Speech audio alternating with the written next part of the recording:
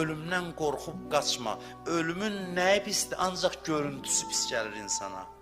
Baxırsan, nə görürsən? Meyitdir, aparırsan şeydə yuyursan, kəfənə bükürsən, aparırsan hara torpağın altına, qəbirstanlıq, qəbirlər.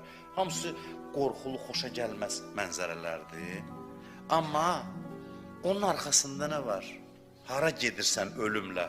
Onu soruşmur adamlar özlərindən.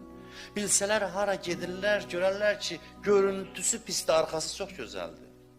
Görüntüsü pisdir. Ahirətə gedirik. Ahirət necə bir yerdir? Bir, həmişə varsan orada. Da qorxu yoxdur ki, oğlum ölər, övladım dünyadan keçər, həyat yoldaşıma nəsə olar, evim əlimdən çıxar, pulum azalar, şan şöhrətim gedər. Belə bir şey qorxusu yoxdur. Həmişə varsan və xüsusiyyətlərindən biri budur ki, hər şey xeyrə doğrudur. Təsəvvür edin belə aləm. Getdikcə ancaq daha yaxşı olacaq. Pis olma şansı yoxdur. Olduqca daha yaxşı olacaq.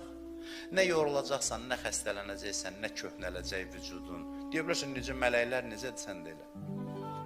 Yatmaq yox. Yatmağı da Allah rəva bilmir ki, heyf adam yatsın orada. Belə bir aləm.